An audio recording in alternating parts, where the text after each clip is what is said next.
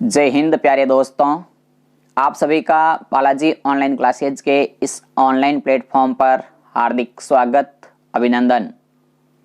प्यारे दोस्तों, मैं आज आपके सामने आपकी खुद की रिक्वायरमेंट के ऊपर बहुत अच्छा सेशन लेकर के आया हूं। आज मैं आपके सामने ग्राम सेवक भर्ती परीक्षा यानी कि साथियों जो अपनी ग्राम सेवक की परीक्षा हुई थी 2016 में, तो इस 2016 में जो ग्राम सेवक का और हॉस्टल वार्डनर यानी कि उसके बारे में जो साथियों पेपर हुआ था 2016 में, दोनों मिक्स था। तो वो जो क्वेश्चन पेपर है उसका संपूर्ण विश्लेषण आज आपके सामने करने जा रहा हूं। यानी कि 2016 में कैसा पेपर आया था और सरकार ने कौन से आंसर को सही माना था, वो आपको इस सेशन में पूरा डिस्कस करूंगा। तो सेशन थोड़ा सा लंबा होगा क्योंकि क्वेश्चन पूरा साथियों आपके सामने लिखा हुआ है। जैसा कि आप देख रहे हैं कि इस क्वेश्चन का जो कोड नंबर है वो था GHW 2016 और ये कोड नंबर है 25। और साथियों ये क्वेश्चन नंबर प्रश्न क्रमांक की सीरीज है। इस बुकलेट में कुल 40 प्रश्न थे और क्वेश्चन संख्या थी वो 120 थी। 2 घंटे का समय था और 100 नंबर का पेपर था। यानी कि पूरा पेपर कैसा आया था, पूरा का पूरा पेपर मैं आपके सामने डिस्कस करने जा रहा हूं। और साथियों देखिए इसमें क्या क्या निर्देश भी थे वो सारे एक बार मैं आपके सामने बता देता हूं कि कौन कौन से अपने को इस क्वेश्चन सीरीज में ध्यान रखने की बातें थी। तो सारी आपके सामने लिखी हुई है कि प्रश्न पत्र परीक्षा के प्रारंभ से पहले ओमार पत्र को सुनिश्चित कर लें, पूरा जांचना था, वो था, सब कुछ था और नीले बेल पॉइंट का पेन था। लेकिन देखिए साथियों विशेष बात यहाँ ध्यान रखनी थी कि ये था लिखा हुआ कि प्रत्येक गलत उत्तर का प्रश्न का 1/3 भाग काटा जाएगा। यानी कि 1/3 माइनस मार्किंग थी। 1/3 क्या थी अपनी? माइनस मार्किंग थी। ये निर्देश में विशेष था। चलिए अब अपन एक एक प्रश्न को डिस्कस करेंगे और पूरा पेपर मैं आपके सामने समझा रहा हूँ। कैसा पेपर आया था सब डिस्कस इस साथ साथ चलता रहेगा। तो आपसे एक छोटी सी रिक्वेस्ट करना चाहता हूं कि ये पेपर का जो सेशन है आप पूरा देखिए और आपको ये सेशन पसंद आए तो लाइक कीजिए और अपने सभी मित्रों तक इस सेशन को शेयर कीजिए। और इसी प्लेटफॉर्म पर जो वर्तमान साथियों 2021 में जो ग्राम सेवक भर्ती परीक्षा होगी उसके लिए क्या सिलेबस रहेगा, उस नवीनतम सिलेबस पर आधारित हम नियमित क्लासेज ले रहे हैं कुछ दिनों से। और आपका सहयोग और आपका अमूल्य प्यार उन क्लासों को भी देवें और हमारी इस चैनल की प्लेलिस्ट में जाकर के आप वो भी चेक अवश्य कर सकते हैं इस वीडियो के बाद में। और नियमित क्लास पाने के लिए हमारे चैनल को सब्सक्राइब करके बेल आइकन को प्रेस कर लेना ताकि जैसे ही हम यहाँ से क्लास शुरू करते हैं तो उसका नोटिफिकेशन आपको तुरंत मिलेगा। बिल्कुल साथियों मैं यहाँ से जो भी आपको कंसेप्ट दूंगा ना A1 क्वालिटी का और पूरी तथ्यों पर आधारित और बिल्कुल सरकार द्वारा मान्यता प्राप्त पुस्तक से पढ़ा करके आपके सामने उस कंसेप्ट को क्लियर करूंगा। तो आज अपन बात करते हैं पेपर की। तो चलिए आज अपन पेपर की बात करते हैं। तो पेपर आपके सामने पहला क्वेश्चन देखिए स्क्रीन पर है आपके साथियों। हिंदी और इंग्लिश दोनों लैंग्वेज में था पेपर, हमेशा भी होता है। पहला क्वेश्चन आपकी स्क्रीन पर था कि राज्यपाल की अनुपस्थिति में उसके दायित्वों का निर्वहन कौन करता है? विधानसभा का अध्यक्ष, राज्य का मुख्यमंत्री, उच्च न्यायालय का मुख्य न्यायाधीश या उपरोक्त में से कोई नहीं। और साथियों इसका जो सरकार ने सही आंसर माना था वो था ऑप्शन नंबर 2 यानी कि उच्च न्यायालय का मुख्य न्यायाधीश या न्यायाधिपति इसकी जो राज्यपाल की अनुपस्थिति के अंदर उनके कर्तव्यों का निर्वहन करता है। बिल्कुल ये था अपनी पॉलिटिकल साइंस का क्वेश्चन था। साथ ही देखिए आगे भी क्वेश्चन राज्यपाल से बारे में उस समय 3-4 क्वेश्चन आए हुए हैं तो आपके सामने पूरे डिस्कस करते हैं। दूसरा क्वेश्चन था कि नीचे दिए गए 2 व्यक्तियों में से विचार कीजिए और उनके बारे में कौन सा संदर्भ सही है उसकी व्याख्या करनी बतानी थी।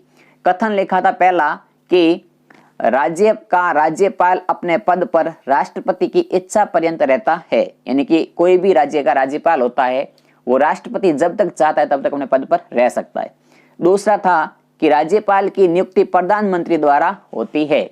फिर अपने लिखा था कि कौन सा, देखो ऑप्शन नंबर 1 था कि A और R दोनों सही है, A की सही व्याख्या R करता है। ऑप्शन नंबर था 2 A और R दोनों सही है, एक ही आर सही व्याख्या नहीं करता है। ऑप्शन नंबर 3 था ए सही है पर आर गलत है, और ऑप्शन नंबर 4 था ए गलत है पर आर सही है। यानी कि ऊपर वाले दो कथनों के बारे में डिस्कस हो रहा था, और इसका जो सही आंसर था वो था ऑप्शन नंबर 3, यानी कि ए सही है और आर गलत है। मतलब कि राज्य का राज्यपाल राष्ट्रपति की इच्छा पर तो कार्य करता है, इच्छा पर्यंत कार्यरत रहता है, लेकिन राज्यपाल की नियुक्ति प्रधानमंत्री द्वारा नहीं होती है। ठीक है, चलिए अगला प्रश्न देखते हैं, डिस्कस करते हैं। तो तीसरा प्रश्न आपकी स्क्रीन पर है। बिल्कुल जी हाँ साथियों, तीसरा क्वेश्चन था कि निम्नलिखित में से कौन सा युग्म सही सुमेलित नहीं है। यानी कि आपको ये भी पॉलिटिकल साइंस का क्वेश्चन मिला था।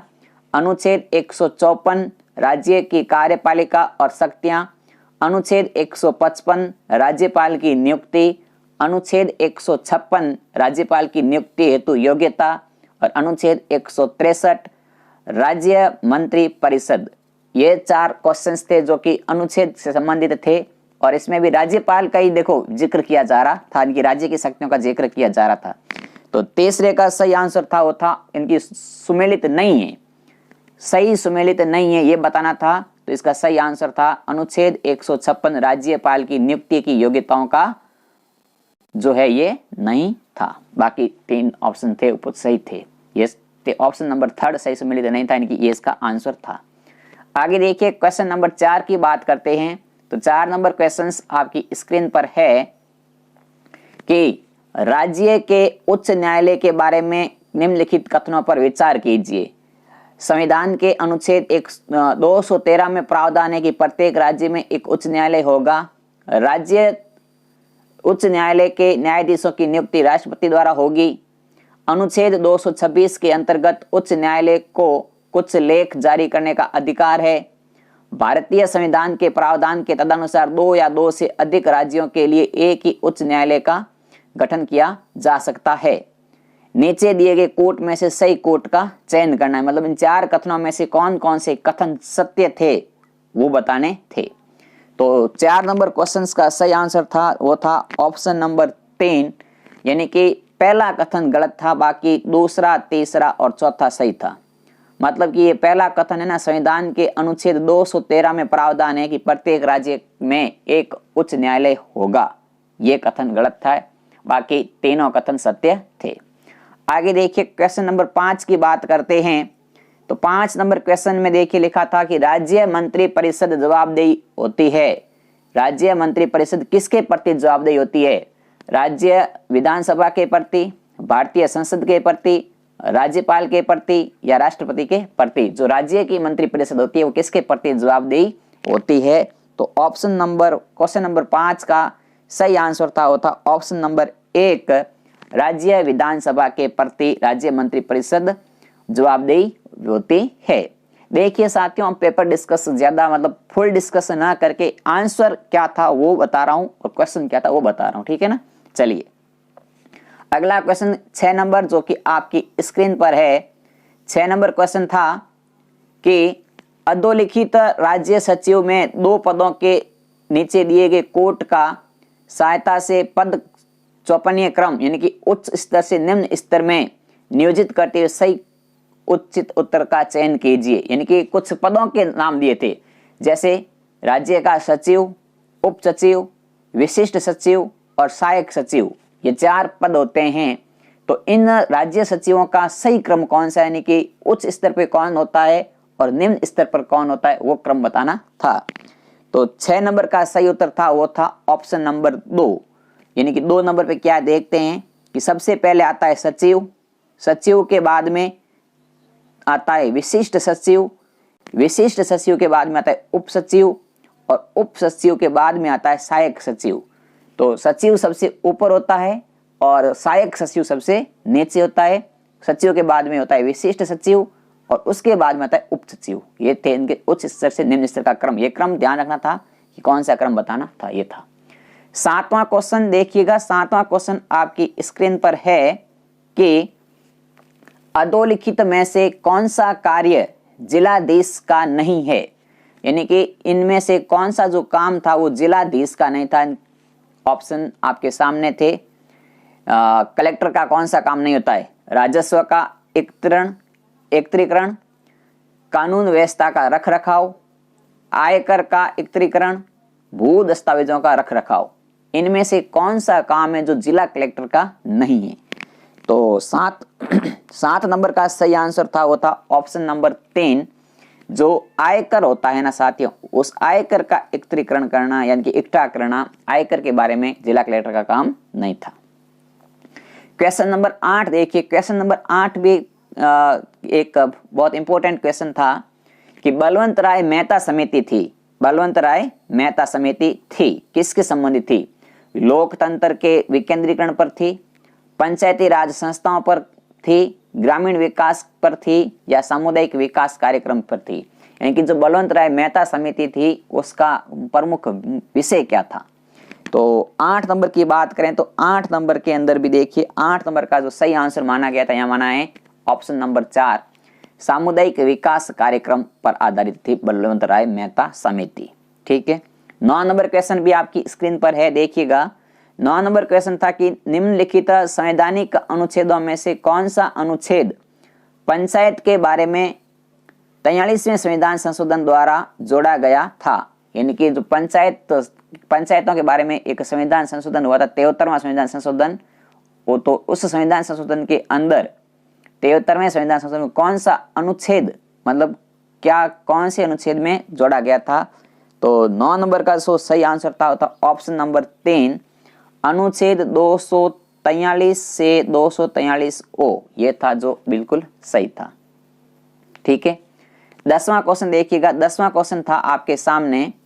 10वां क्वेश्चन है, पंचायती राज व्यवस्था है, कैसी सरकार थी? पंचायती राज स्थानीय सरकार है, या स्थानीय स्वशासन है, या स्थानीय प्रशासन है, या ग्रामीण स्थानीय स्वशासन है? इनकी पंचायत राज व्यवस्था है उस कैसी है? तो 10वें का सही आंसर था ऑप्शन नंबर 4, यानी कि 10वें क्वेश्चन में 4 नंबर ऑप्शन था वो बिल्कुल सही था कि पंचायत राज व्यवस्था है ना, वो ग्रामीण स्थानीय स्वशासन व्यवस्था थी। 11वां क्वेश्चन देखिए आपके सामने। 11वें क्वेश्चन पर बात करते हैं कि राज्य विधानसभा के बारे में अधोलिखित पदों पर विचार कीजिए। यानी कि राज्य विधानसभा थी ना, उसके बारे में देखिए। इसका कार्यकाल 5 वर्ष का होता है, इसकी अध्यक्षता मुख्यमंत्री करता है, इसका जनता द्वारा प्रत्यक्ष रूप से निर्वाचन होता है, राज्यपाल को इसका विघटन का अधिकार है। यानी कि जो राज्य विधानसभा है ना, उसके बारे में बात हो रही है कि राज्य विधानसभा के अंदर कौन से कथन सही थे, उनके बारे में बताना था। तो 11 नंबर का जो सही आंसर माना गया है इसके अंदर आपका, वो माना गया है ऑप्शन नंबर 3, पहला, तीसरा और चौथा सही है। इनके कार्यकाल 5 वर्ष का होता है, सही है, और जनता प्रत्यक्ष निर्वाचन करती है, ये भी सही है, और राज्यपाल विधानसभा को विघटन कर सकता है कि भंग कर सकता है, ये भी सही है, लेकिन इसकी अध्यक्षता मुख्यमंत्री करता है, ये कथन गलत था। ठीक है। इनकी ऑप्शन नंबर 3 11 का बिल्कुल सही था। चलिए आगे क्वेश्चन नंबर 12 नंबर क्वेश्चन देखिए आपकी स्क्रीन पर ही दिख रहा है, थोड़ा सा मैं इसको और ऊपर कर लेता हूं आपके सामने। चलिए 12 और 13 दोनों डिस्कस साथ कर लेते हैं। ये रहे, देखिए 12 नंबर क्वेश्चन है कि निम्नलिखित में से किस खेल में भारत को अक्टूबर 2016 में वर्ल्ड कप मिला था? देखिए बहुत ही लेटेस्ट जीके का सवाल है, क्योंकि 2016 में साथ में 17 पेपर हुआ था और 2016 का एक क्वेश्चन पूछा गया है, इनकी करंट जीके से संबंधित था। तो आप काफी विद्यार्थी कह रहे थे कि करंट जीके कहाँ का आता है, कैसा आता है, तो वो भी एक बार ध्यान से समझ लें कि करंट जीके पूरे इंडिया का भी आता है, और करंट जीके जो वर्ल्ड की करंट जी क्रोनोलॉजी है उसमें भी अपन क्वेश्चन मिलते हैं। तो 2016 की बात करें तो 2016 में देखिए कबड्डी, फुटबॉल, हॉकी और लॉन टेनिस। तो 12 नंबर का जो सही आंसर था वो था ऑप्शन नंबर 1, यानी कि कबड्डी के अंदर 2016 में वर्ल्ड कप मिला था। फिर देखिए 2016 में संयुक्त राज्य अमेरिका के राष्ट्रपति चुनाव में डोनाल्ड ट्रंप किस राजनीतिक दल के उम्मीदवार थे? देखिए ये इंटरनेशनल लेवल का करंट क्रोनोलॉजी है कि नहीं है, आपके सामने क्वेश्चन है। इसका नाम था देखो, democratic party, Republic party, constitution party या ग्रीन पार्टी। तो 13 नंबर का जो सही आंसर था आपके सामने साथियों, ऑप्शन नंबर 2, रिपब्लिकन पार्टी से थे डोनाल्ड ट्रंप, जो कि 2016 में अमेरिका के राष्ट्रपति थे। उनकी पार्टी में उम्मीदवार थे ये। तो क्रोनोलॉजी के भी क्वेश्चंस आए आपके सामने और पॉलिटिकल साइंस के भी क्वेश्चंस आए आपके सामने। चलिए आगे और डिस्कस करते हैं क्वेश्चन नंबर 14 की। 14 नंबर क्वेश्चंस आपके सामने है कि भारत सरकार का NITI आयोग, नीति आयोग कब अस्तित्व में आया। बिल्कुल साथियों, ये नीति आयोग की बात हो रही है। पहले तो देखिए 1 जनवरी 2014 से, 1 नवंबर 2014 से, 1 जनवरी 2015 से, 1 जनवरी 2016 से। ये भी करंट का सवाल था उस समय का। तो 14 नंबर की बात करें तो 14 नंबर में ऑप्शन नंबर 3 बिल्कुल सही था। नीति आयोग अस्तित्व में आया था 1 जनवरी 2015 को। अगला देखिए 15 नंबर क्वेश्चन, ये भी करंट जीके का क्वेश्चन था कि भारत की जीएसटी परिषद का अध्यक्ष है कौन होता है।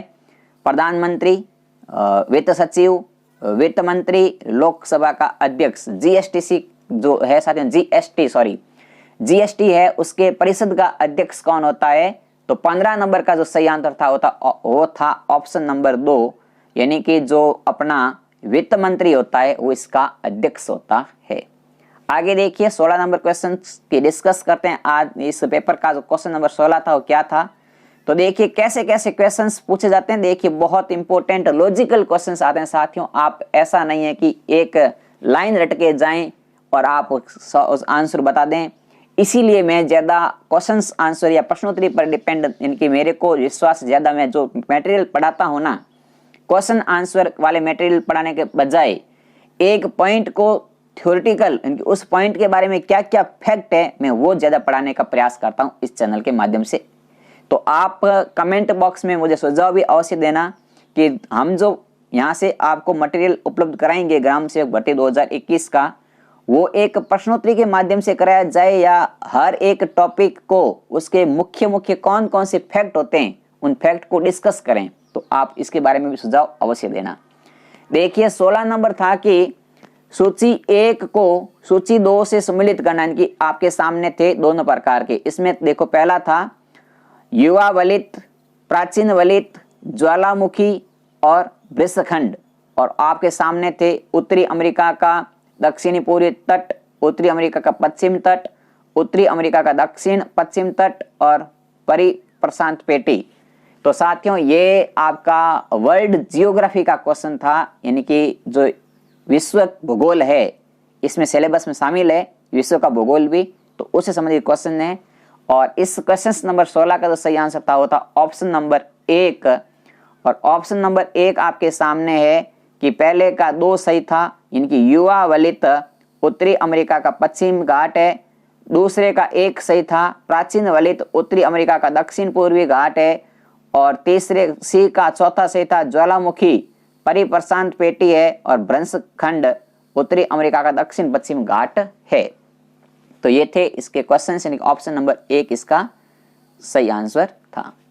आगे देखिए क्वेश्चंस नंबर 17 आपके सामने स्क्रीन पर है। तो 17 नंबर क्वेश्चंस देखिए क्या है। ये भी देखो कोट वाले क्वेश्चंस आते हैं साथियों। आजकल इस प्रकार के क्वेश्चन सीरीज या ये पैटर्न ज्यादा चलता है। 1 नंबर को 2 नंबर से मिलान करना था। एक तरफ देखो पर्वत शिखर लिखे हुए, एक तरफ महाद्वीप लिखे हुए। ये भी विश्व भूगोल का प्रश्न था। तो देखिए क्या क्या लिखे थे। पहला लिखा हुआ है किलिमंजारो पर्वत शिखर कहां पर है। दूसरा लिखा है विंसन मैसिव पर्वत शिखर कहां पर है। माउंट कोसिक्सको पर्वत शिखर कहां पर है। और एकांगुआ पर्वत शिखर कहां पर है। महाद्वीपों के नाम लिखे हुए थे दक्षिणी अमेरिका, ऑस्ट्रेलिया, अंटार्कटिका और अफ्रीका। तो इसका जो साथियों सही आंसर था ऑप्शन नंबर 4 नंबर, यानी कि 4 नंबर जो आंसर था ये सही था, यानी कि पहले का 4 नंबर। तो किलिमंजारो जो पर्वत शिखर है वो अफ्रीका में है। दूसरे का 3 नंबर तो वेनिसन मैसिव जो था वो था अंटार्कटिका में। और तीसरे का 2 नंबर माउंट किसी को था वो ऑस्ट्रेलिया में। और एकांगुआ था वो था दक्षिणी अमेरिका में। तो ये इसका सही आंसर था। ठीक है, आगे देखिए अगला क्वेश्चंस। बिल्कुल अगला क्वेश्चंस बहुत इंपॉर्टेंट क्वेश्चन है। देखिए सारे साथियों क्वेश्चंस में पेपर की डिस्कस कर रहा हूं। पेपर ही पीडीएफ मैंने आपके सामने ले रखा है, पूरा का पूरा दोनों लैंग्वेज में आपके सामने है। क्वेश्चंस 18 था कि क्षेत्रफल के अवरोही क्रम में विश्व के महासागरों या सागरों को निम्न में से सही अनुक्रम कौन सा है? अवरोही क्रम और आरोही क्रम साथियों ये भी देखिए विशेष है। अवरोही क्रम का मतलब होता है छोटे से बड़ा, पहले छोटा और फिर बड़ा, छोटे से बड़ा होता है अवरोही क्रम और आरोही क्रम होता है बड़े से छोटा। तो अवरोही क्रम की बात हो रही है तो इसमें देखिए सही आंसर था 18 नंबर का एक, इनकी अंटार्कटिका, हिंद, आर्कटिका और दक्षिणी चीन, ये था इसका सही आंसर। फिर देखिए अगला क्वेश्चन आपके सामने स्क्रीन पर है, आज का इस पेपर सीरीज का 19वां क्वेश्चन। ये भी कोट वाला क्वेश्चन है कि विवरण दिया हुआ है और स्थान दिया हुआ है, इनके मिलान करने थे कि विश्व का आर्द्रतम स्थान, विश्व का सूक्ष्मतम स्थान, विश्व का ध्रुव उत्तरी शहर और विश्व का दक्षिणी ध्रुवी शहर। देखिए ये भी साथियों वर्ल्ड जियोग्राफी का क्वेश्चन है और वर्ल्ड जियोग्राफी का क्वेश्चन है, इसका सही आंसर था ऑप्शन नंबर 3, बिल्कुल इसका सही आंसर था। आप मिलान करके भी देख सकते हो कि कौन से स्थान कहां पर है। ठीक है, आगे देखिए क्वेश्चन नंबर 20 की बात करते हैं। तो 20 नंबर क्वेश्चन देखिए, 20 नंबर आपके सामने है, आपकी स्क्रीन पर है। ये भी कोट वाला था क्वेश्चन कि आर्द्र भूमि परिस्थिति स्थल और उसके संबंधित राज्य, ये इंडिया जियोग्राफी का क्वेश्चन था, इंडिया जियोग्राफी में आता है। देखिए एक आपके सामने भोज, एक आपके सामने चंद्रताल, एक है सल्र और एक है रुद्र सागर। ऑप्शन थे आपके सामने, इनकी राज्य कौन सा है? हिमाचल प्रदेश, मध्य प्रदेश, त्रिपुरा और जम्मू कश्मीर। अभी साथ में जम्मू कश्मीर राज्य न करके यूटी है, आप ये ध्यान रखना, ये लेटेस्ट का है, लेकिन उस समय की बात अलग थी, उसमें राज्य था ये, क्यों धारा बाद में हटी 370। तो 20 नंबर का सही आंसर था ऑप्शन नंबर 2, बिल्कुल सही आंसर था ऑप्शन नंबर 2, इसका सही था। चलिए आगे 21वां क्वेश्चन आपके सामने। तो इसकी 21वां क्वेश्चन देखिए, ये भी भारतीय कृषि से संबंधित क्वेश्चन था कि भारतीय कृषि में पारिस्थितिक प्रिय पोषणीय विकास हेतु निम्नलिखित में से कौन सी रणनीति श्रेष्ठतम होगी? इसके सामने आपके ऑप्शन लगे हुए थे 4, इनकी उन्नत कृषि उपकरण और मशीनों, फसल कटाई के बाद अनाजों के दानों के नुकसान को बचाने तो सशक्त कीटनाशकों का प्रयोग, एकल फसल प्रणाली, मिश्रित खेती प्रणाली और कार्बनिक खाद निरंजन स्तरीय पौधे, कीट प्रतिरोधी रसीय किस्मों का प्रयोग, उच्च उत्पादन प्रदान करने वाली रसीय किस्मों का व्यापक प्रयोग, श्रेष्ठतर एवं बारंबार सिंचाई और अजैव रसायन और कीटनाशकों का बारंबार हवाई छिड़काव, कृषि भूमि का विस्तार, सुपर फॉस्फेट, यूरिया, असरदार जैव अम्लों का अत्यधिक प्रयोग। इनकी इसमें से कौन सी प्रणालियां थी? तो ये क्वेश्चंस बहुत इंपॉर्टेंट था। 22 नंबर का जो सही आंसर था ऑप्शन नंबर 2, मिश्रित खेती प्रणाली, कार्बनिक खाद, नत्रजन स्थिरीकरण पौधों और कीट प्रतिरोधी रसीय किस्मों का प्रयोग। ये क्वेश्चंस बहुत इंपॉर्टेंट था, कृषि से संबंधित था। चलिए तो कृषि के क्वेश्चंस भी आते हैं, आपको ये भी डाउट क्लियर हुआ होगा। चलिए आगे देखते हैं 22वां क्वेश्चन। और 22वां प्रश्न आपकी स्क्रीन पर है कि कर्क रेखा के 80 डिग्री पूर्वी देशांतर भारत के 4 चतुर्भुजों में विभाजित करता है, किस चतुर्थांश में कपास उत्पादन सर्वाधिक क्षेत्र स्थित है? यानी कि जो कर्क रेखा है ना साथियों, कर्क रेखा के ऊपर कर्क रेखा होती है 23.5 डिग्री और 80 डिग्री पूर्वी देशांतर, ये इस प्रकार से होती है देशांतर रेखाएं। और इनसे जो 4 कॉलम बने, पहला, दूसरा, तीसरा, चौथा, इनमें से कौन सा चतुर्थांश था जो कपास उत्पादन के लिए सर्वाधिक श्रेष्ठ क्षेत्र था? ये क्वेश्चन था। और 22 नंबर का तो सही आंसर है, तो 22 नंबर का साथियों सही आंसर था आपके सामने ऑप्शन नंबर 2, जो दक्षिणी पश्चिमी हिस्सा था ना, वो बहुत अधिक इसका लिए सही आंसर था। 23वां क्वेश्चन देखिए, 23वां प्रश्न आपके सामने है, बिल्कुल बहुत इंपॉर्टेंट क्वेश्चन है साथियों। ये सीरीज पूरी पेपर है आपके सामने, थोड़ा सा समय के साथ में अपन देखते हैं। तो 23 नंबर देखिए, 23 नंबर में लिखा हुआ है कि भारत के सूती वस्त्र उद्योग के मुंबई और अहमदाबाद की ओर, भारत के सूती वस्त्र उद्योग के मुंबई से अहमदाबाद की ओर स्थानांतरण की प्रवृत्ति का मूल कारण क्या है? इस उद्योग को अहमदाबाद में पूर्व प्रारंभ का लाभ प्राप्त है। अहमदाबाद में भूमि मुंबई की अपेक्षा सस्ती है। अहमदाबाद में निर्मित उच्च कोटि के वस्त्रों को भारत और विदेशों में बड़ी मांग है। अहमदाबाद को मुंबई की अपेक्षा आयात निर्यात की सुविधाएं अधिक प्राप्त है। यह था कि अहमदाबाद है वो अधिक क्यों फेमस है। तो 23 नंबर का साथियों सही आंसर था ऑप्शन नंबर 2, अहमदाबाद में भूमि मुंबई की अपेक्षा अधिक सस्ती है। देखिए कितना आंसर था, 23 नंबर का 2 नंबर था। बिल्कुल ये आंसर सही माना गया है। RSM SSB की साइड से मैंने की भी निकाल रखी है और पेपर भी आपके सामने है।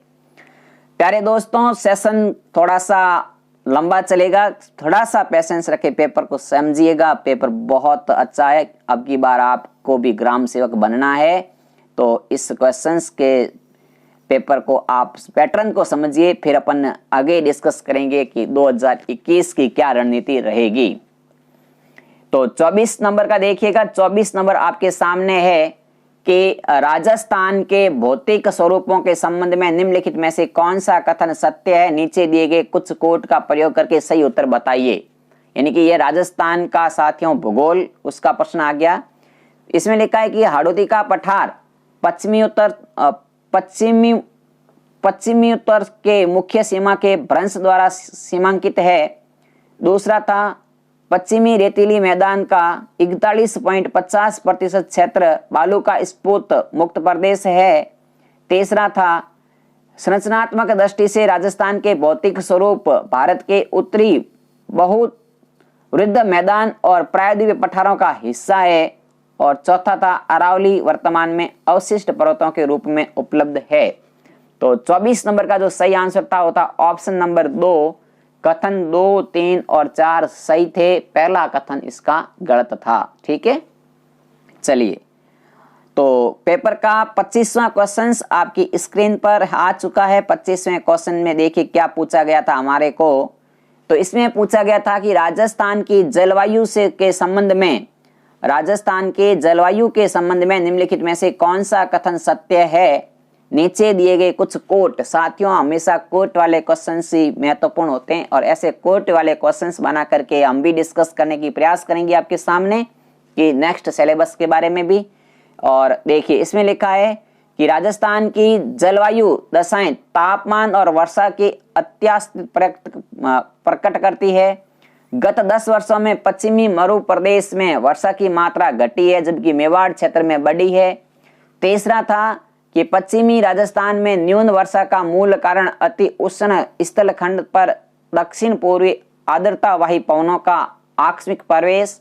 और चौथा था जलवायु की दृष्टि से राजस्थान का अधिकतर भाग उपोष्ण कटिबंध से होता है।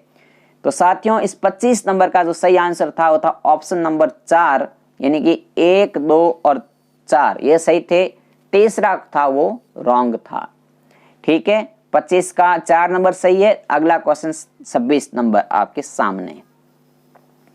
तो 26 नंबर क्वेश्चन देखिए। 26 नंबर है मिट्टी के प्रकार और जलवायु प्रदेश का मिलान करना था। एरिडिसॉल्ड, इंसेप्टिसॉल, अल्फीसॉल्स और वर्टिसॉल्स। इनके साथ में सूक्ष्म और अर्ध सूक्ष्म प्रदेश, अर्ध सूक्ष्म और आर्द्र प्रदेश, उप आर्द्र और आर्द्र और अति आर्द्र और अति आर्द्र प्रदेश। तो साथियों इनके मिलान करने थे। तो 26 नंबर का भी सही आंसर है ऑप्शन नंबर 4। ऑप्शन नंबर 4 आपके सामने ये रहा कि 1 मिनट में सही इसको देखते। हाँ ये लो, ऑप्शन नंबर 4 ये है, पहले का पहला, फिर दूसरे का दूसरा, तीसरे का तीसरा और चौथे का चौथा। यानी कि जो जैसा लिखा था वही था, पहले का पहला सही था, दूसरे का दूसरा सही है, तीसरे का तीसरा सही है, चौथे का चौथा सही था। यही मिलान था, बिल्कुल सही। आगे देखिए क्वेश्चन नंबर आपके सामने है 27वां क्वेश्चन, जो कि देखिए क्या क्वेश्चन पूछ रहा है। 27 में बात करते हैं। तो वैधानिक स्थिति 31 मार्च 2011 के आधार पर वनों के स्तंभ में निम्नलिखित कथनों का परीक्षण कीजिए और कोट का सही उत्तर चुनिए। राजस्थान में कुल वन आरक्षित और संरक्षित वनों का क्षेत्र है जो साथियों 55.84 से 37.94% है। राज्य में सबसे अधिक आरक्षित वन उदयपुर चित्तौड़गढ़ जिले में पाए जाते हैं। राज्य में सबसे अधिक सुरक्षित वन बारां और करौली में पाए जाते हैं। राज्य में सबसे अधिक अवर्गीकृत वन बीकानेर और गंगानगर में पाए जाते हैं। इसमें से आपको सही आंसर बताना था। 27 नंबर का सही आंसर था ऑप्शन नंबर 3 और वो था 2, 3 और 4, यानी कि जो तीनों नीचे वाले तीनों कथन थे सही थे, ऊपर वाला कथन गलत है। चलिए अगला क्वेश्चन 28 नंबर आपके सामने है। 28 नंबर क्वेश्चन में क्या पूछा गया था? 28 नंबर क्वेश्चन में पूछा गया था कि राजस्थान का मरुस्थल विश्व के इन्हीं अक्षांशों में स्थित अन्य मरुस्थलों में सर्वथा भिन्न है। यहाँ मरुस्थलीकरण की प्रक्रिया के संबंध में क्या अवधारणाएं सटीक है? यह सूखे के कारण प्रारंभ होती है, यह हृदय स्थल से प्रारंभ और प्रचारित होती है, यह सूक्ष्म क्षेत्रों में प्रारंभ और प्रचारित होती है, यहाँ अतिचारण, अतिहलन, नवनीकरण तथा मृदा और जल के अनुचित प्रबंध के कारण प्रारंभ और प्रचारित होती है। तो 28 नंबर का सही आंसर है ऑप्शन नंबर 4। राजस्थान के साथ बात करें क्योंकि सभी मरुस्थल सर्वथा भिन्न है, क्योंकि यहाँ अतिचारण, अतिहलन, नवनीकरण और मृदा और जल का अनुचित प्रबंध के कारण ये होता है। 29वां क्वेश्चन देखिएगा, आपके सामने स्क्रीन पर आ चुका है। 29वां क्वेश्चन है कि गत 3 दशकों में राजस्थान में 90% से अधिक गांव किस कृषिगत वर्ष में अप्रत्याशित अकाल और सूखे से पीड़ित हुए थे? तो गत 3 दशकों की बात हो रही है। तो साथियों 29 नंबर का जो सही आंसर था ऑप्शन नंबर 3, 2002 और 2003 ये था क्वेश्चंस का आंसर। आगे क्वेश्चंस देखिए, क्वेश्चन नंबर 23 क्या था? तो 23 नंबर क्वेश्चन था कि राजस्थान में बंजर भूमि विकास के संबंध में निम्न कथनों का परीक्षण कीजिए और सही कोट का चयन कीजिए। राज्य में वर्तमान 2013-14 में भू उपयोग हेतु कुल प्रतिवेदन क्षेत्र में लगभग 19% भूमि बंजर है। राज्य में गत 23 वर्षों में पुरानी पड़त भूमि में लगभग 18% कमी आई है। राज्य में बंजर भूमि विकास कार्यक्रम को क्रियान्वयन करने का उत्तरदायित्व राष्ट्रीय बंजर भूमि विकास बोर्ड का है। राज्य में एकीकृत बंजर भूमि विकास योजना स्वीडन अंतर्राष्ट्रीय विकास एजेंसी SIDA के सहयोग से वर्तमान में 10 जिलों में चल रही है। तो 23 नंबर का सही आंसर है वह ऑप्शन नंबर 1, यानी कि कथन पहला और दूसरा बिल्कुल सही था। ऑप्शन नंबर 1 सही है। चलिए आगे बढ़ते हैं। तो अगला क्वेश्चन 31 नंबर क्वेश्चन है आपके सामने स्क्रीन पर। तो 31 नंबर देखिएगा। 31 नंबर भी साथियों राजस्थान के भूगोल का क्वेश्चन है कि राजस्थान में अंध और धूसर क्षेत्रों में की बढ़ती हुई संख्या के मद्देनजर भारत के केंद्रीय भूजल प्राधिकरण ने राज्य के किन प्रशासनिक खंडों में भूमिगत जल दोहन पर पूर्ण रोक लगा दी है? भीनमाल, टोडा भीन, टोडा रायसिंह, बहरोड, भीनमाल, सूरजगढ़, थोंड, श्री माधोपुर, सूरजगढ़, देसूरी, देवली, बहरोड, ओसियां, महुआ। तो साथियों इनमें से जो 31 नंबर का सही आंसर था वो था ऑप्शन नंबर 2, यानी कि जो बहरोड, भीलवाड़ा, सूरजगढ़, धोंड और श्री माधोपुर है ना, यहाँ पर भूमिगत जल दोहन पर पूर्ण रोक लगा दी है। ये था क्वेश्चन नंबर 32 देखिएगा, पेपर का 32वां सवाल जो कि आपके सामने है। देखिएगा 32वां सवाल था कि राजस्थान में पशुधन संख्या के संबंध में गलत कथन छांटिए। देखिए ये पशु संपदा का क्वेश्चन है। राजस्थान में साथियों जो पशुधन की बात करते हैं तो राजस्थान में भारत की कुल पशुधन क्षमता का 11.27% पाया जाता है। 2012 की बात अनुसार कर रहे हैं। वर्ष 2007 से 2012 में राजस्थान की पशुधन संख्या में 10.69 लाख की वृद्धि हुई है। वर्ष 2007 से 2012 में गधों और खच्चरों की संख्या सर्वाधिक वृद्धि हुई है। वर्ष 2007 से 2012 में ऊंटों की संख्या में सर्वाधिक ह्रास हुआ है। तो गलत कथन छांटना था और 32 नंबर का सही आंसर है ऑप्शन नंबर 3 कि 2007 से 2012 तक गधों और खच्चरों की संख्या में वृद्धि हुई है। ये गलत कथन है, ये कथन सत्य नहीं है। चलिए आगे बढ़ते हैं। आज के क्वेश्चंस नंबर इस पेपर सीरीज का 33वां सवाल और 33वां सवाल आपके सामने स्क्रीन पर है कि राजस्थान में प्रथम योजना काल 2012-13 तक शस्य प्रतिरूप से घटित निम्न में से कौन से परिवर्तन सही है? अनाज के अंतर्गत क्षेत्रफल 42.5 से बढ़कर 56% हो गया। दालों के अंतर्गत 21 से घटकर 13% रह गया। तिलहन के अंतर्गत 6.2 से बढ़कर 20.5% हो गया। कपास, गन्ना, ग्वार, फल, सब्जी, मसाले, चारा फसलों के अंतर्गत 6.8 से बढ़कर 23.5% हो गया। ये साथियों कृषि संबंधी जो क्वेश्चन आते हैं इनकी राजस्थान के अंदर फसल पशु संपदा जो टॉपिक है साथियों अपना राजस्थान का भूगोल के अंदर आता है उनसे संबंधित क्वेश्चंस थे। तो 33 नंबर की बात करें तो 33 नंबर का जो सही आंसर था ऑप्शन नंबर 4, यानी कि पहला कथन साथियों है वो नहीं था, बाकी दूसरा, तीसरा और चौथा सही था। चलिए आज के इस पेपर का 34वां सवाल आपके सामने लेकर के आ रहा हूं मैं। तो 34वें सवाल को पढ़ते हैं और क्या इसका सही आंसर रहने वाला है देखिएगा। 34वां सवाल आपके सामने है कि सूची 1 और सूची 2 से सम्मिलित कीजिए और सूचियों के नीचे कोट का सही प्रयोग करके उत्तर चुनिए। देखिए, एक तरफ है लिफ्ट नहर के नाम और एक तरफ है लांबाविंत जिले, इनकी कौन सी नहर कौन से जिले से है? पहली है जयनारायण व्यास नहर, दूसरी है चौधरी कुंभाराम नहर, तीसरी है पन्नालाल बारूपाल नहर और चौथी है डॉक्टर करण सिंह नहर। जिले बीकानेर, नागौर, जोधपुर, बीकानेर, जोधपुर, जैसलमेर, हनुमानगढ़, चूरू। तो साथियों इस 34 नंबर का सही आंसर था वो था ऑप्शन नंबर 3। 3 नंबर बिल्कुल सही है, यानी कि जो जयनारायण व्यास थे ना ये थे साथियों जोधपुर जैसलमेर के लिए जयनारायण व्यास, और चौधरी कुंभाराम जो है वो है साथियों हनुमानगढ़ और चूरू के लिए, और पन्नालाल बारूपाल है वो है बीकानेर और नागौर के लिए, और डॉक्टर करण सिंह है ना ये है अपनी जोधपुर और बीकानेर के लिए। तो ये क्वेश्चंस बहुत इंपॉर्टेंट है राजस्थान के, ये भी साथियों नहर झीलें वगैरह जो भूगोल का ही टॉपिक आता है उसी के अंदर आता है ये चीज भी, तो ये बहुत इंपॉर्टेंट क्वेश्चन सीरीज है।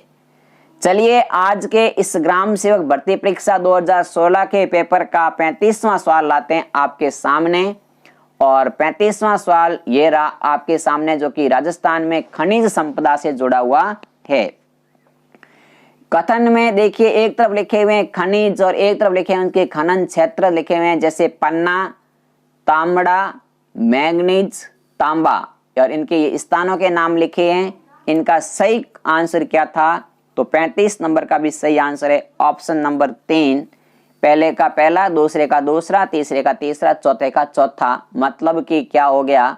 मतलब ये हो गया कि पन्ना है वो टिकी और गढ़बोर है, तांबड़ा है वो राजमहल और बागेश्वर में है, मैग्नीज है वो लीलावानी और कालाखोटा है, और तांबा है कोलन और भगोनी। ये इनका खनन क्षेत्र भी सामने लिखा हुआ था। कुछ क्वेश्चंस आसान भी बनाते हैं लेकिन हमें एक टॉपिक में भी हम थोड़े से डाउट हो जाएंगे तो साथियों इसको हम गलत भी कर सकते थे। लेकिन अब देखिए अपने को तो 2021 की बात करनी है कि हमारा 2021 के अंदर जो ग्राम सेवक भर्ती परीक्षा आने वाली है उसको कैसे पास करें।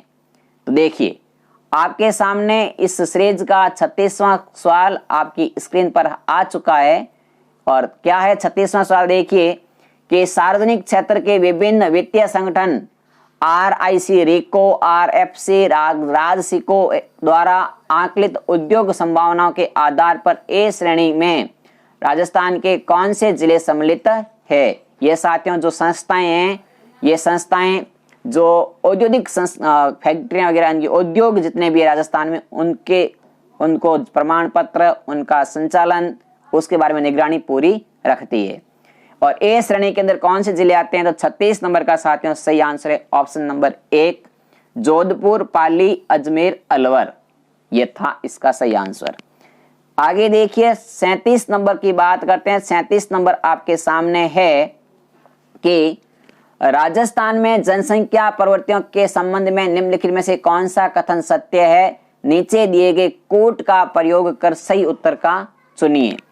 प्यारे मित्रों, आप ये सेशन देख रहे हैं कंटिन्यू, लगातार पिछले 40 मिनट से मेरे साथ जुड़े हुए हैं, तो मैं आशा ये करता हूं कि आपको ये सेशन बिल्कुल सही समझ में आ रहा है। इनकी पेपर सीरीज कैसी थी, क्या पैटर्न था, ये आप अच्छी तरह से समझ चुके हैं।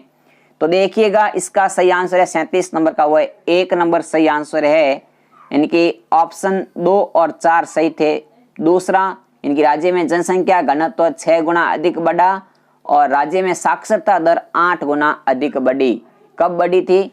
1901 से 2011 तक और 1951 से 2011 तक के जो 2 क्वेश्चन थी ये सही था। इनकी काफी साथियों देखा जाए तो जनसंख्या, जब से जनसंख्या गणना की शुरुआत होती है तब से लेकर के आज तक क्या क्या अंतर आए, सारे कुछ फैक्ट वाले सवाल है जो क्वेश्चन में पूछे गए थे।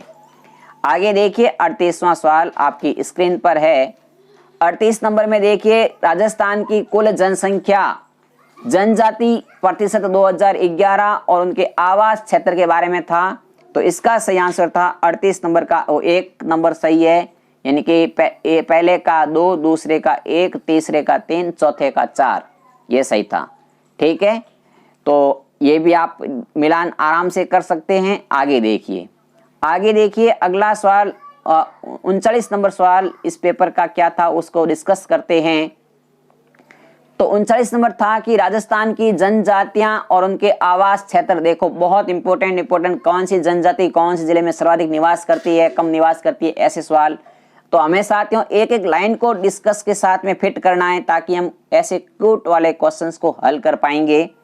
तो 39 नंबर का सही आंसर था ऑप्शन नंबर 3, बिल्कुल इसका सही है, तीसरा।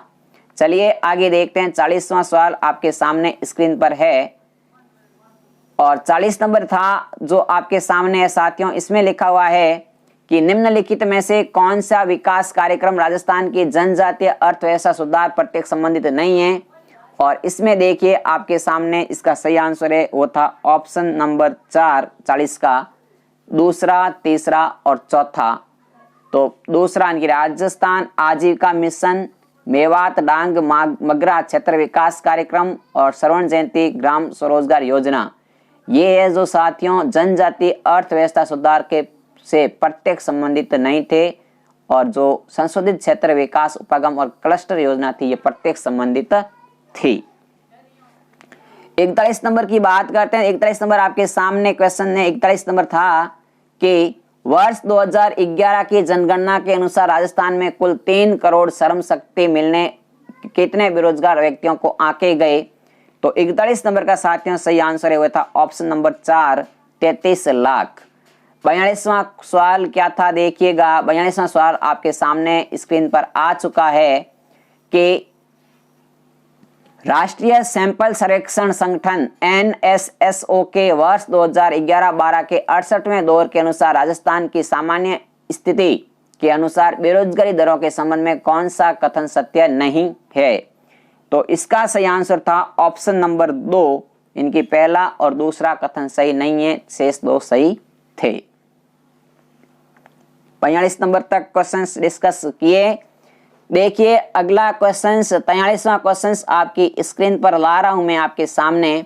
ये रहा क्वेश्चन नंबर 3 है कि राजस्थान में श्रवण जयंती ग्राम स्वरोजगार योजना, स्वर्ण जयंती ग्राम स्वरोजगार योजना SJSY 1 अप्रैल 1999 से निम्न में से कौन सा विकास कार्यक्रम शामिल किए गए।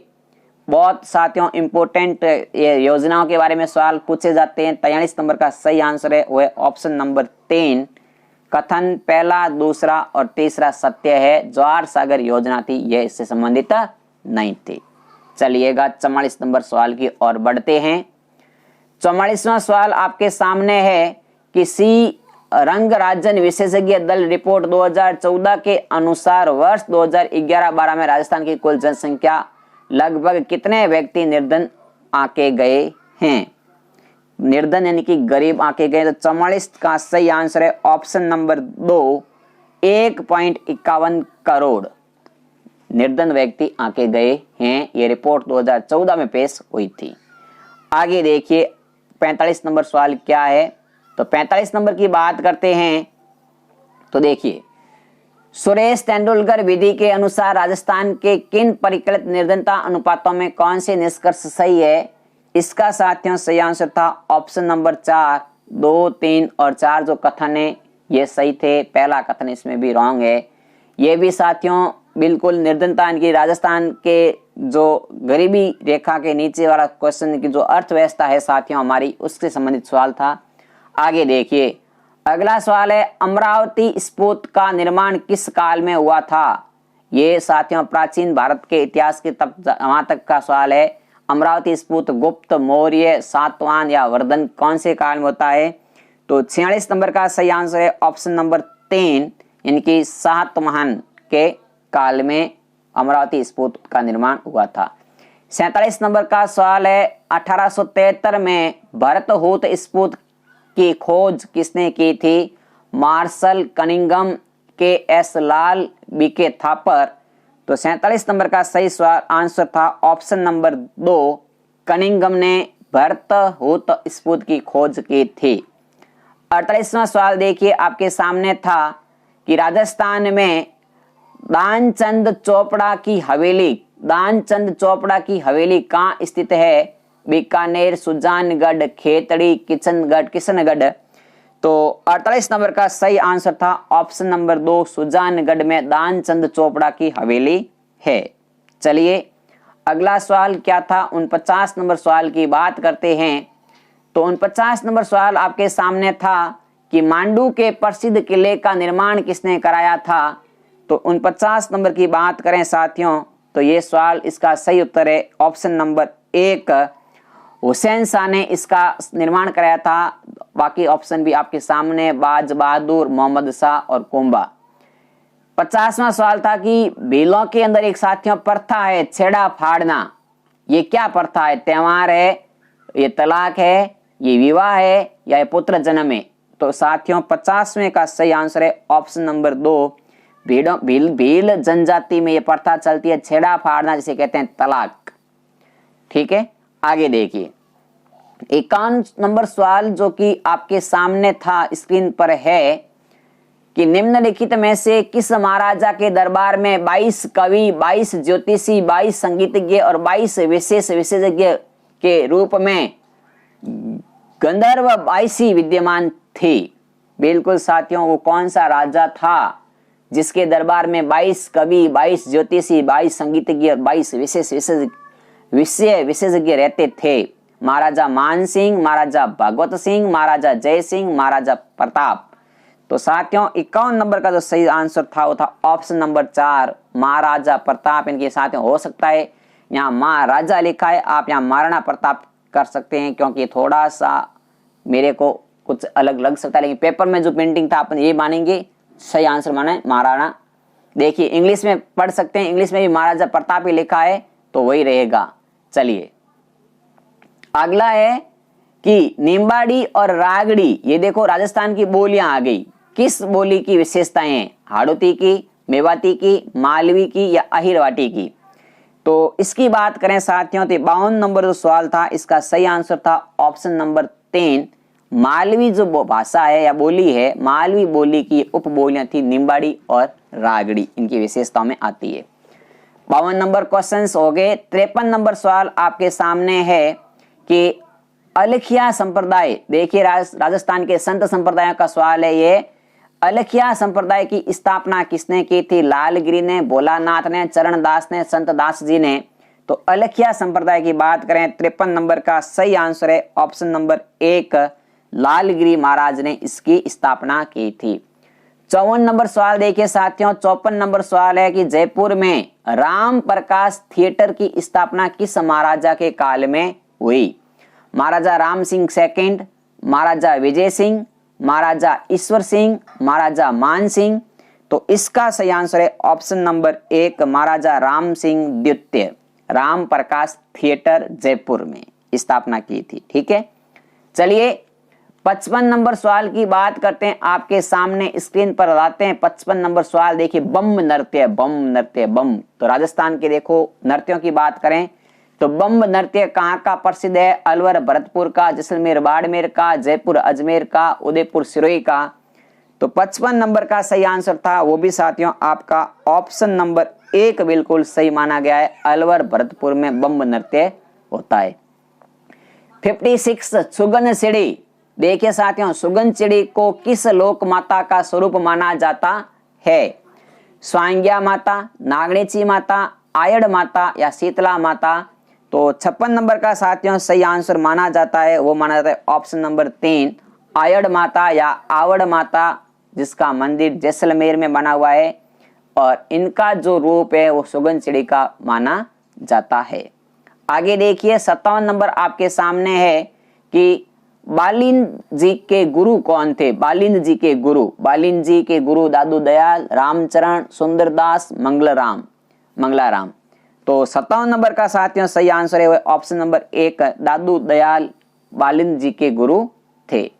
58 नंबर क्वेश्चंस आपके सामने स्क्रीन पर है कि जहार पीर के नाम से कौन से लोक देवता जाने जाते हैं? हड़बू जी, रामदेव जी, देवनारायण जी या गोगा जी। तो कुछ सवाल आसान थे, तो 58 नंबर सवाल था वो था ऑप्शन नंबर 4 गोगा जी। लेकिन साथियों एक बात विशेष तौर से ध्यान रखना, ये जो वन लाइनर क्वेश्चन है इनकी बहुत आसान एक ऑप्शन है, एक सीधा वर्ड पूछा है। तो ये क्वेश्चंस वो विद्यार्थी भी करता है जो सामान्य ज्ञान थोड़ा बहुत भी पढ़ता है। मेरिट अपने साथियों वो क्वेश्चंस मेरिट बनाते हैं जो कोट वाले क्वेश्चंस आए थे पीछे। जो विद्यार्थी उन क्वेश्चंस के ऊपर सही उतरते हैं, खरे उतरते हैं, वही मेरिट में स्थान पाते हैं। बाकी 50% पेपर हर विद्यार्थी कर सकता है। ठीक है। 59 नंबर क्वेश्चंस देखिए, अलवर क्षेत्र के लोक देवी के रूप में किसे मान्यता है? सुगाली माता को, सचिया माता को, जिलानी माता को, लटियाली माता को। तो 59 नंबर का ऑप्शन नंबर 3 जिलानी माता को अलवर क्षेत्र की लोक देवी के रूप में मान्यता है। 60 नंबर सवाल, राजस्थान का मोलेना गांव किस हस्तकला के लिए प्रसिद्ध है? टेरिकोटा के लिए, मीनाकारी के लिए, ब्लू पॉटरी के लिए या थेवा कला के लिए। तो 60 नंबर का सही आंसर है आपके सामने वो है टेरिकोटा के लिए। राजस्थान का मोलेना गांव प्रसिद्ध है। कौन सा गांव? मोलेना गांव प्रसिद्ध है। चलिए आगे देखते हैं। आगे देखिए साथियों 61 नंबर सवाल आपकी स्क्रीन पर है। ये रहा इस 61 नंबर कि राजस्थान की जो संस्कृति में जानोटन क्या है? जानोटन क्या चीज है? वर पक्ष की ओर से दिया जाने वाला भोज, भूमि का माप, एक प्रकार का लोकगीत, एक प्रकार का कृषि कर। जानोटन शब्द का अर्थ क्या है? जानोटन क्या चीज है राजस्थानी भाषा के अंदर बात करें तो राजस्थानी भाषा संस्कृति का सवाल था और जानोटन का सही आंसर है साथियों की वर पक्ष की ओर से दिया जाने वाला भोज। यानी कि बींद राजारी तरफ मुझको जीमण वेनी उन जीमण ने क्या करा? जानोटन। ठीक है। अगलो प्रश्न थोड़े सामने लायो हूं स्क्रीन माथे। अगलो प्रश्न है 62 नंबर प्रश्न है थोड़े सामने है कि भील जनजाति में कच्छाबू कौन पहनता है? पुरुष पहने या महिला पहनती है या नवयुवक लड़का पहने या बालक पहनते हैं? कच्छाबू कौन पहनता है? तो 62 नंबर का सही आंसर है भील जनजाति में कच्छाबू महिलाएं पहनती है। ठीक है। चलिए आगे बढ़ते हैं आज के अगले सवाल की और 63 नंबर सवाल लाते हैं आपके सामने। ओलुंदी क्या है? ओ बड़े कहीं आ गयो और राजस्थानी भाषा रो साथियों मोटो भंडारो है। राजस्थानी भाषा रो मोटो भंडारो है कि राजस्थानी संस्कृति रे मायने ओलुंदी शब्द कहीं होया करे। ओलुंदी विवाह का एक प्रकार, ब्याह रो एक प्रकार है, एक देसी खेल और कोई खेल खिलौना है, या नववधु के साथ जाने वाली लड़की या स्त्री है। यानी कि जने नुई नुई बेननी वे जने ब्याह हुए जने बंदड़ी रे हाथे कोई लड़की या स्त्री जो उन्हें के ओलुंदी। या पचे किने राजस्थानी जो लोक गीत है इन्होंने ओलुंदी। तो 63 नंबर सही उत्तर तो वो तो साथियों ऑप्शन नंबर 3 के नौ वधुरे हाथे जकी लड़की जाया करती, स्त्री जाया करती, उन्हें ओलुंदी कहता। कहीं कहता, ओलुंदी कहता। ठीक है, चलिए अगला क्वेश्चन आपके सामने। थोड़ा सा मारवाड़ी में इसलिए बोल रहा हूं कि आपका टाइम भी थोड़ा सा अच्छा रहे, बोरिंग क्लास न लगे। बाकी मैं तो आपके सामने पेपर डिस्कस कर रहा हूं मित्रों, किसी प्रकार की क्लास नहीं है। ये सिर्फ और सिर्फ जो पेपर आया था 2016 के अंदर उसकी बात कर रहे हैं। तो 64 नंबर क्वेश्चन से आपके सामने कि चंदू जी का गढ़ा या बोडीगामा स्थान किसके लिए विख्यात है, और इसका सही आंसर था 64 का, वो था तीर कमान के निर्माण के लिए। और 65 नंबर सवाल आपके सामने है कि बलिया आभूषण कहाँ पहना जाता है, बलिया या बाली, सिर पर, कान में, नाक में या हाथ में। बिल्लिया। तो साथियों इसका सही आंसर है 65 का, वह ऑप्शन नंबर 4, हाथों में पहन दीजिए जकन के बिल्लिया, बलिया या बिल्लिया। ठीक है, चलिए आगे बढ़ते हैं। अगलो सवाल अगलो सवाल तो आपके सामने स्क्रीन पर 66 नंबर सवाल है, जो कि साथियों अब आप इसको थोड़ा सा ध्यान से देखिएगा। ये क्वेश्चंस किस सब्जेक्ट का हो सकता है, अब आपको लग गया होगा कि ये क्वेश्चंस कुछ अलग दिख रहा है कि 6 व्यक्तियों पारुल, राजेंद्र, छत्तीस, तरुण, विशाल, प्रकाश के जन्म तारीख के प्रकाश का जन्म वर्ष की समान तारीखों हुआ, परंतु हर एक अलग अलग वर्षों में 6 लगातार जन्म वर्ष हुए। ये भी मालूम है कि यानी कि आपके सामने ये कुछ कोट लिखे हुए, मतलब कि साथियों ये सब्जेक्ट यहाँ पे चेंज लग रहा है मुझे। ये सब्जेक्ट आपका लग रहा है रीजनिंग का, यानी कि ये सवाल रीजनिंग का आ गया। तो हो सकता है, बिल्कुल है, हो क्या सकता है, बिल्कुल है, ये क्वेश्चंस रीजनिंग की है। तो इसको भी हम डिस्कस करेंगे। आंसर बता देता हूँ, 66 का आंसर सरकार ने जो माना था वो माना था ऑप्शन नंबर 4 सही था इसका। आगे देखिए 67 नंबर क्वेश्चंस कहाँ गया, 67 नंबर की बात करते हैं। ये रहा 67 नंबर, ये रीजनिंग के क्वेश्चंस थे। तो रीजनिंग के सवाल भी आते हैं कि किस कोट भाषा में एंट्री को ये लिखते हैं, तो स्टडी को ये लिखते हैं, तो टेंट को क्या लिखेंगे, ऐसे क्वेश्चंस आते हैं। और इसका सही आंसर था ऑप्शन नंबर 3। क्योंकि मैं साथियों ज्यादा अभी इसका डिस्कस नहीं कर पाऊंगा, क्लास वैसे भी 1 घंटे की हो चुकी है। चलिए आगे भी रीजनिंग के सवाल आए थे आपके सामने, डिस्कस कर लेते हैं रीजनिंग के सवाल। यदि आपको पूरा डिस्कस करेंगे साथियों ज्यादा अच्छा रहेगा। तो रीजनिंग के और मैथ के क्वेश्चंस है, रीजनिंग और मैथ के जो भी क्वेश्चंस है साथियों, अगले जो कि शेष क्वेश्चन है, क्योंकि आपने लगभग 65 सवाल अपने कर लिए थे जीके के, और 65 सवाल के बाद में 120 सवाल थे, जिसमें से 65 अपने ये कर लिए। तो शेष आपके सामने थे, वो थे साथियों कितने सवाल, 5, और यहाँ से 11 में से 6 गए 5, यानी कि 55 सवाल पीछे हैं। वो क्या है, तो वो है गणित और रीजनिंग के। देख लेते हैं आपके सामने फटाफट। ये भी देखो रीजनिंग चल रहा है आपके सामने, ये भी मैथमेटिक्स के कुछ क्वेश्चंस आए थे, उनके भी बात करेंगे। एक एक क्वेश्चन को समझेंगे, क्योंकि मैथ के क्वेश्चन डिस्कस भी करेंगे और समझ भी लेंगे साथियों, अच्छा रहेगा साथ में। ये भी देख लीजिए आपके सामने मैथ के क्वेश्चंस है, और कुछ देखिए रीजनिंग के लगे हुए हैं, बेस शब्द बनाए हुए हैं। मैथ रीजनिंग के सारे क्वेश्चन है, 92 क्वेश्चन। और ये आपके सामने देखिएगा क्वेश्चंस आ गया, इंग्लिश के भी आ चुके हैं। ये इंग्लिश के क्वेश्चन है आपके सामने, और ये कुछ कंप्यूटर के क्वेश्चन है आपके सामने। और उसके बाद में ये भी कंप्यूटर के क्वेश्चन है, कौन सी कुंजी के देख लीजिए, सारे के सारे कंप्यूटर के क्वेश्चंस भी आए थे। तो मैं आपके सामने सब्जेक्ट देख लीजिएगा, ये हिंदी है। मैं यानी कुछ लोग कह रहे थे क्या क्या सब्जेक्ट्स के सवाल आते हैं, कौन कौन से सब्जेक्ट के सवाल नहीं आते हैं, वो भी डिस्कस करने के लिए आपके सामने देखिए हिंदी के क्वेश्चंस आए थे। तो ये था क्वेश्चन सीरीज। लेकिन देखिए साथियों, अब आपके सामने थोड़ी सी बात कर लेता हूं कि आपने जीके की बात की, तो जीके आपके सामने करंट जीके भी आया, विश्व का भूगोल वो भी आया, भारत का भूगोल वो भी आया था, राजस्थान का भूगोल, कला संस्कृति, इतिहास और राज्य व्यवस्था, भारतीय संविधान, ये सारे क्वेश्चंस आए थे। रन की राज्य व्यवस्था में आ गया, राजस्थान की राज्यपाल वगैरह की बातें आई थी। ये अपने जीके में सारा डिस्कस किया था।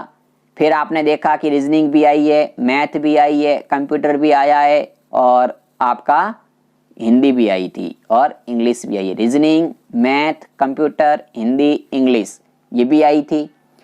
अब देखिए साथियों, इस बार क्या है कि 2015 के साथियों इस पेपर में बात करें तो इस पेपर में आपका जीएस नहीं आया था। इनकी जनरल साइंस 2016 के पेपर में नहीं था। लेकिन मैं आपके सामने ये बात स्पष्ट करना चाहता हूं कि 2021-22 में ग्राम सेवक भर्ती परीक्षा होने वाली है, इससे एग्जाम से पहले एक कॉमन इंटरेस्ट एग्जाम होगा सीईटी, जिसमें GK, Hindi, English, computer, reasoning, math और जीएस सब होगा। और इस साल जो नया सिलेबस आएगा ग्राम सेवक का, जिसमें साथियों पुराने सिलेबस के साथ में नया सिलेबस आएगा, जिसमें सामान्य विज्ञान सब्जेक्ट जुड़ा होगा, बिल्कुल 100% जुड़ा होगा।